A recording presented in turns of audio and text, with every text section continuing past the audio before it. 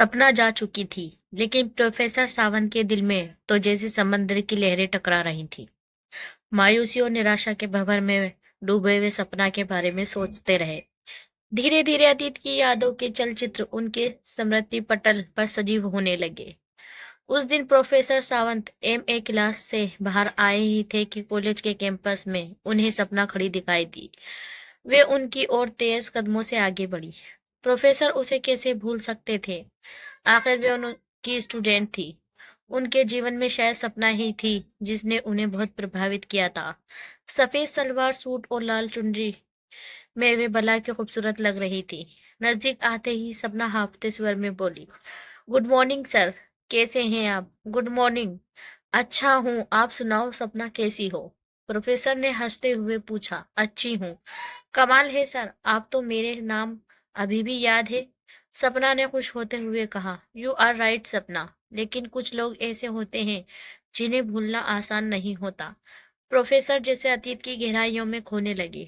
सपना ने टोकते हुए कहा, सर, मैं आपसे एक समस्या पर विचार करना चाहती हूँ। क्यों नहीं, कहो, मैं तुम्हारे लिए क्या कर सकता हूँ? सर, मेरी सिविल सर्विसेज की परीक्षाएं हैं। मैं उन्हीं के लिए आपसे कुछ चर्चा करना चाहती हूँ।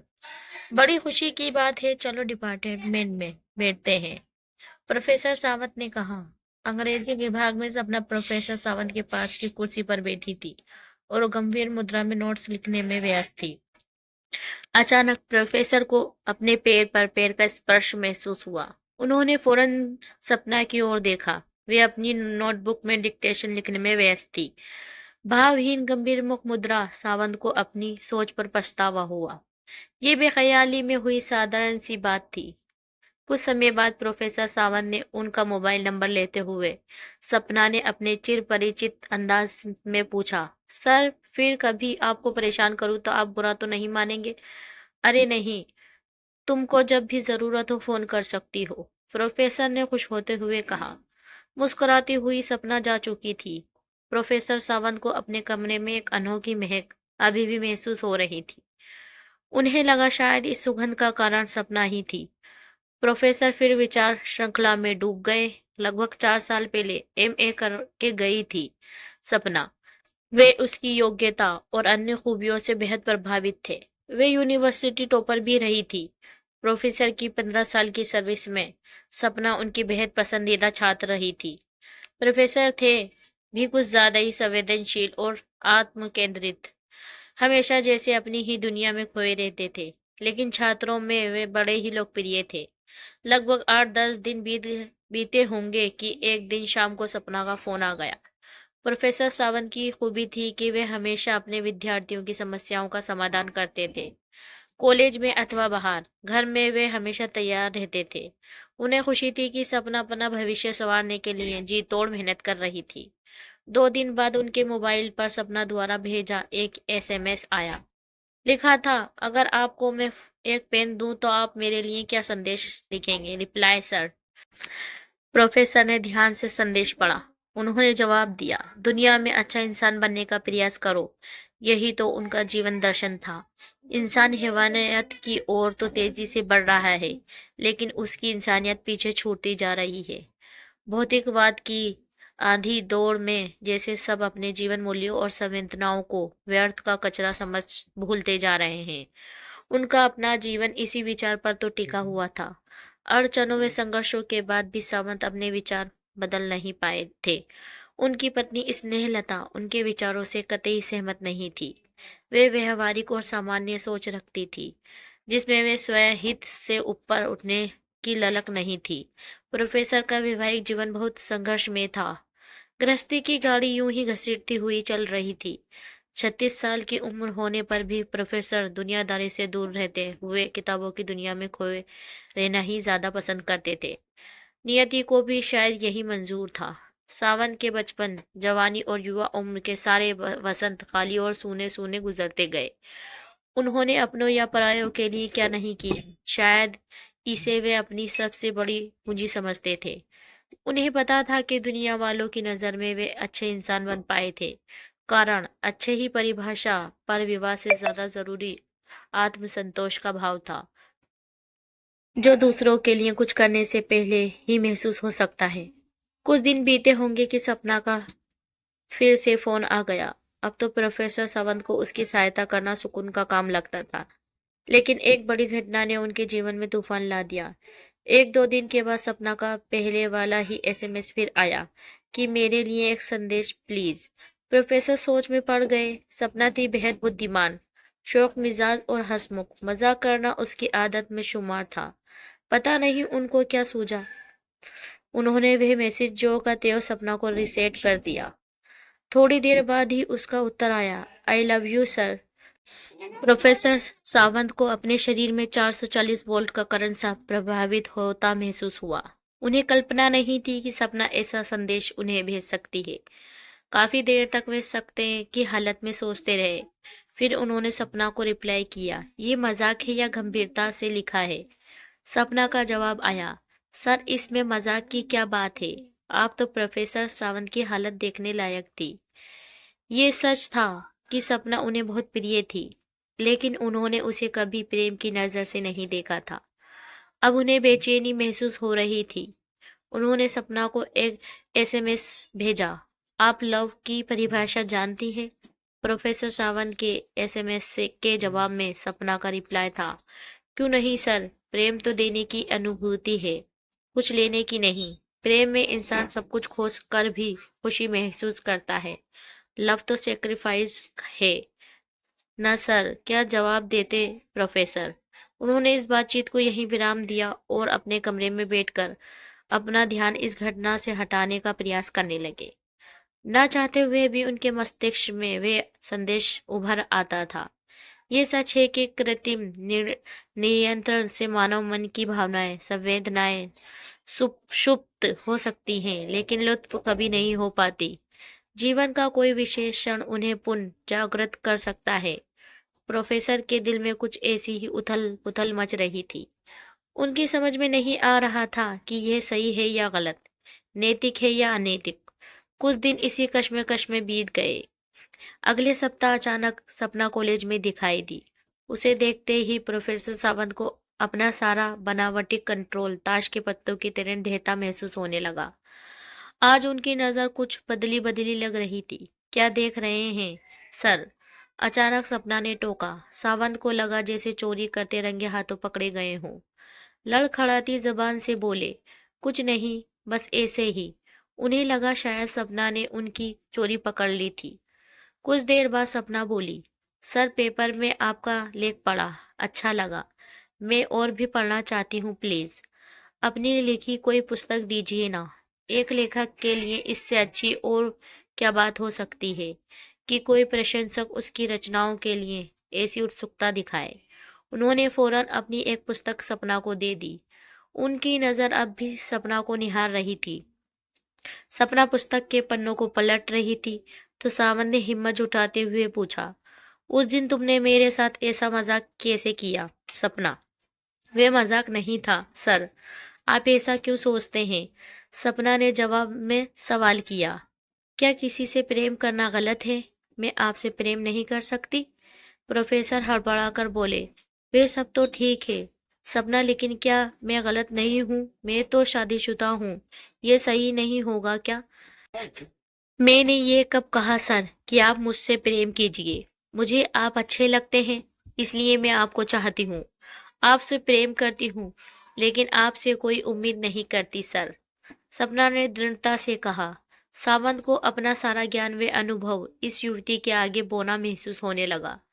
अब उनके दिल में भी प्रेम की तरंगें उठने लगी, लेकिन उन्हें व्यक्त करने का साहस उनमें नहीं था। कुछ समय के बाद सपना चली गई। सावंत अब अपने आप को एकदम बदला बदला सा महसूस करने लगे, क्योंकि आज सही मानों में उन्होंने अब सपना को देखा था। उन्हें लगा उसके जैसा सौंदर्य दुनिया में शायद किसी लड़की में दिखाई दे। अब प्राय रोज ही मोबाइल पर उनके बीच संवाद होने लगा। प्रोफेसर सावंत को हर पल उसका इंतजार रहता, हमेशा उसकी यादों और कल्पनाओं में खोए खोए से रहने लगे। कल तक जो बातें प्रोफेसर को व्यर्थ लगती थी, अब वे सरस और मधुर लगने लगी। यह सही है कि प्यार में बड़ी ताकत होती है, वे इंसान का काया पलट कर सकता है। प्रोफेसर के दिमाग में अब सपना के अलावा कुछ न था। आंखों में बस सपना का ही अक्स समाया रहता।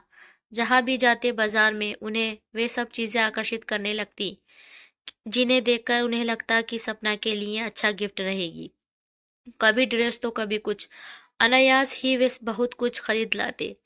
लेकिन इस तरह के गिफ्ट सपना ने एक दो ही लिए थे, वे भी बहुत जरूरत देने पर। समय पंख लगाकर उड़ने लगा। दोनों को प्रसन्न बौद्धिक वार्तालाप में भी प्रेम की अनोखी अनुभूति महसूस हुआ करती थी। सपना का एक कथन सावंत के दिल को छू गया। आपकी खुशी में ही मेरी खुशी है सर। मेरे लिए सबसे बड़ा गिफ्ट यही है कि आप मुझे अपना समय देते हैं, मुझे याद करते हैं। खाली समय में सावंत अपने हिसाब से इन वाक्यों का विश्लेषण करते, इन कथनों का मनमाफिक अर्थ निकालने का प्रयास करते। इस प्रक्रिया में उन्हें अनोखा आनंद आता। उनकी कल्पनाओं का चरम बिंदु अब सपना पर संकेंद्रित हो चुका था।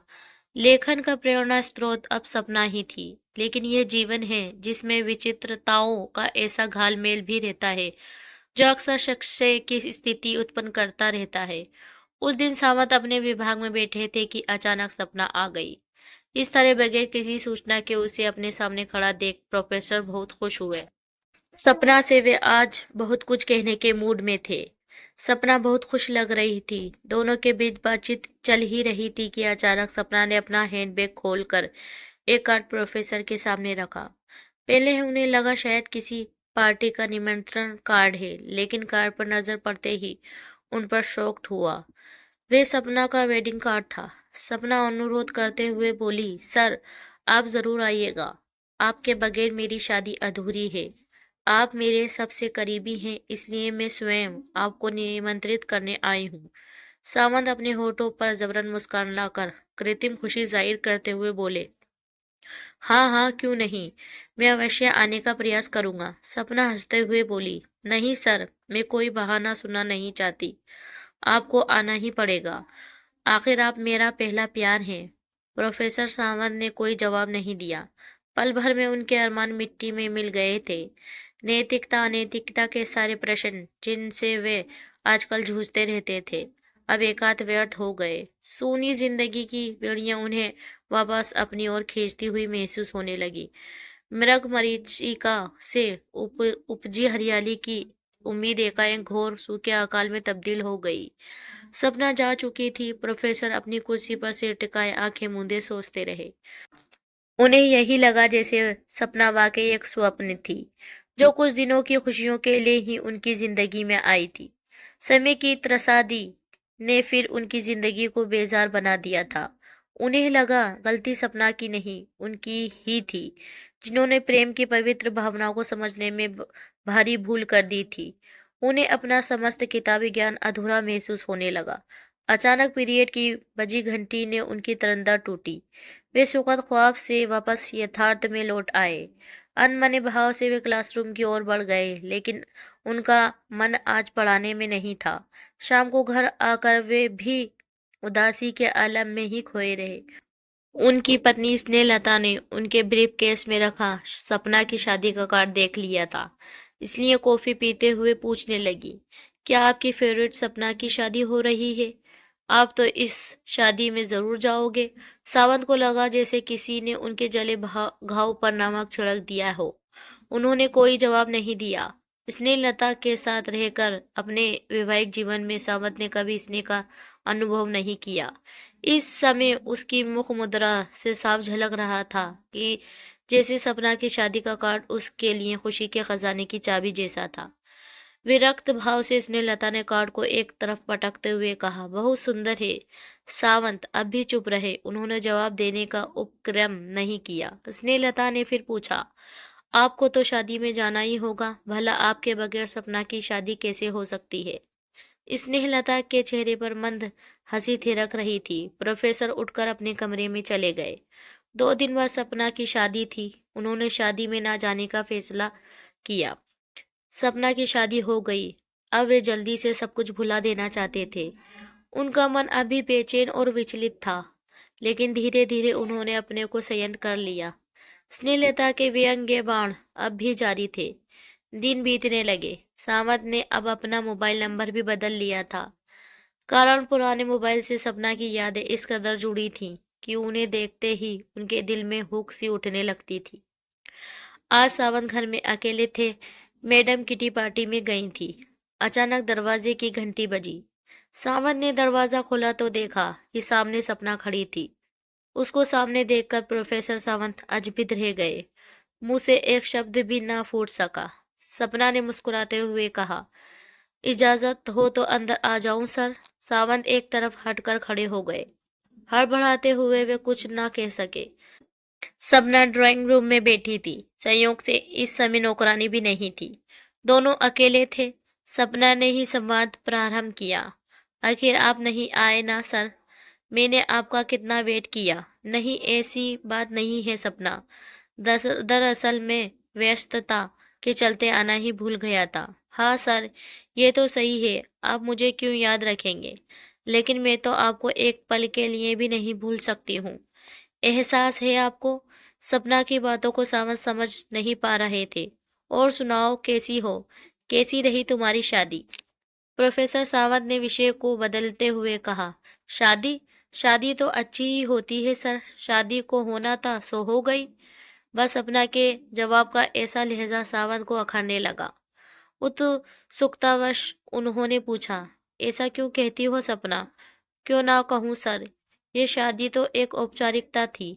मेरे माता पिता शायद मुझसे अपनी परवरिश का कर्ज वसूलना चाहते थे, इसलिए उनकी इच्छा के लिए मुझे ऐसा करना पड़ा। सपना के चेहरे पर दुख के भाव दिखाई दे रहे थे। मैं समझा नहीं।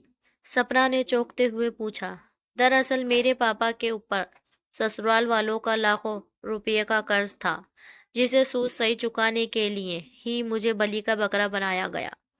कर्ज और सूद की वसूली के लिए मेरे ससुराल वालों ने अपने बिगड़े बेटे का विवाह मुझसे कर दिया है।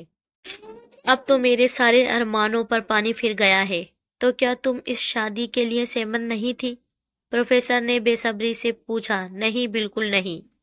ये मेरे पिता की मजबूरी थी। मैं इस शादी से संतुष्ट नहीं हूँ, सपना ने दृढ़ता से जवाब दिया। सपना, रियली तुम्हारे साथ बड़ा अन्याय हुआ है, प्रोफेसर ने दुखी होते हुए कहा। It's a part of life but not the end. Sir, उन्होंने मेरे शरीर पर ही तो विजय पाई है, दिल पर तो नहीं। सपना के चेहरे पर अब हंसी साफ नजर आ रही थी। थोड़ी देर बाद सपना चली गई, लेकिन उसने प्रोफेसर का नया मोबाइल नंबर पुनः ले लिया था। कुछ देर बाद पत्नी स्नेहलता भी आ गई। शायद उनकी छठी इंद्री कुछ ज्यादा ही सक्रिय थी, सो उन्होंने घर में प्रवेश करते ही पूछा, यहाँ अभी कोई आया था क्या? हाँ, सपना आई थी, प्रोफेसर ने दृढ़ता से जवाब दिया। ओह, तभी मैं कहूँ कि ये महक कहाँ से आ रही है। आपके चेहरे की ऐसी खुशी मुझे सब कुछ बता देती है। पत्नी के कटाक्ष पुनः चालू हो गए। दूसरे दिन प्रोफेसर के मोबाइल पर सपना का एसएमएस आ गया। यथार्थ के साथ विद्रोह या समझौते में से कौन सा विकल्प बेहतर है? प्रोफेसर का खुद पर से नियंत्रण अब फिर से हटने लगा था। प्रेम में असीम शक्ति होती है। अंत सपना के साथ मोबाइल पर पुनः संवाद चालू हो गया। उन्होंने रिप्लाई किया, जीवन में दोनों का अपना अपना विशिष्ट महत्व है, या यो समझे कि महत्व संदर्भ का है। सपना का पुनः संदेश आया, दिल की आवाज और दुनिया की झूठी प्रथाएं या परंपराओं का बोझ ढोने से बेहतर है इंसान विद्रोह करे। I am right sir, professor ने रिप्लाई किया। You are unique. तुम जो करोगी सोच समझ कर ही करोगी।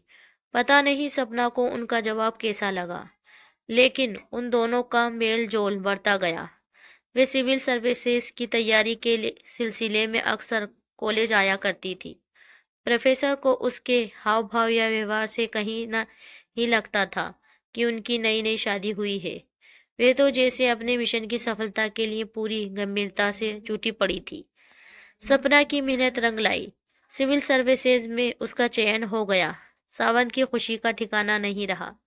सपना की ऐसी शानदार सफलता के कारण शहर के विभिन्न संस्थाओं की तरफ से उसके लिए अभिनंदन समारोह आयोजित किया गया। सपना की जीत के कारण सावंत उसमें शरीक हुए। मैडम स्नेहलता ना चाहते हुए भी सपना के आग्रह के कारण प्रोफेसर के साथ गई। एक समारोह में जब सपना को सम्मानित किया जा रहा था, तब सपना ने स्टेज से जो वक्तव्य दिया, वे शायद सावंत के जीवन की सर्वश्रेष्ठ अनुभूति रही। सपना ने अपनी सफलता का संपूर्ण श्रेय प्रोफेसर सावंत को दिया और अपने सम्मान से पहले उनका सम्मान कराया। उन लोगों के लिए शायद ये घटना थी, लेकिन सपना, उसके पति अनुराग त्रिपाठी, प्रोफेसर सावंत और मैडम स्नेहलता के लिए ये साधारण बात नहीं थी। कोई खुश था तो कोई ईर्ष्या से जला भुना जा रहा था। सपना का पति तो इस घटना से इतना नाराज हो गया कि कुछ दिनों के बाद सपना को तलाक दे ही बैठा। शायद सपना के लिए यह नियति का उपहार ही था। प्रशिक्षण के बाद सपना की तैनाती दिल्ली में हो गई। 1-2 वर्ष का समय बीत चुका था। जिम्मेदारियों की बोझ ने उसकी व्यस्तता को और बढ़ा दिया था। दोनों का संपर्क अब भी कायम रहा। अचानक एक दिन ऐसी घटना घटित हुई कि दोनों की दोस्ती को एक नई दिशा मिल गई। एक दिन एक सड़क दुर्घटना में प्रोफेसर सावंत को गहरी चोट लगी। वे अस्पताल में भर्ती थे। उनकी हालत बेहद नाजुक बनी हुई थी। उन्हें ओ नेगेटिव ग्रुप के खून की सख्त जरूरत थी। मैडम स्नेहलता विदेश यात्रा पर गई थी। उन्हें सूचना दी गई, किंतु उन्होंने शीघ्र आने का कोई उपक्रम नहीं किया। लेकिन उनके छात्र उनका जीवन बचाने के लिए जी तोड़ प्रयास कर रहे थे। खून की व्यवस्था नहीं हो पा रही थी। पता नहीं कैसे सपना को इस घटना का पता चल गया और वे सीधे अस्पताल पहुंच गई। संयोग से उसका ब्लड ग्रुप भी ओ नेगेटिव ही था और समय पर रक्तदान करके उसने सावंत की सर की जान बचा ली। कुछ घंटे बाद जब उन्हें होश आया तो बेड के नजदीक सपना को देख वे बेहद खुश हुए। परिस्थितियों ने जैसे उनके अनोखे प्रेम की पूर्ण व्याख्या कर दी थी। प्रेम अनोखा इसलिए था कि इसमें कोई काम लिप्सा तो नहीं थी, लेकिन एक अद्भुत शक्ति, संबल और आत्मबल कूट कूट कर भरा था। सावंत को लगा कि सपना कोई स्वप्न नहीं बल्कि हकीकत में उनकी अपनी है, जो ख्वाब देखती है लेकिन खुली आंखों से। अब उन्होंने हकीकत को स्वीकार करने का दृढ़ निश्चय कर लिया था। संभवतः अब उनमें इतना साहस आ चुका था। तो दोस्तों, आपको कहानी कैसी लगी हमें कमेंट में बताएं और वीडियो को लाइक करें और हमारे चैनल को सब्सक्राइब जरूर करें।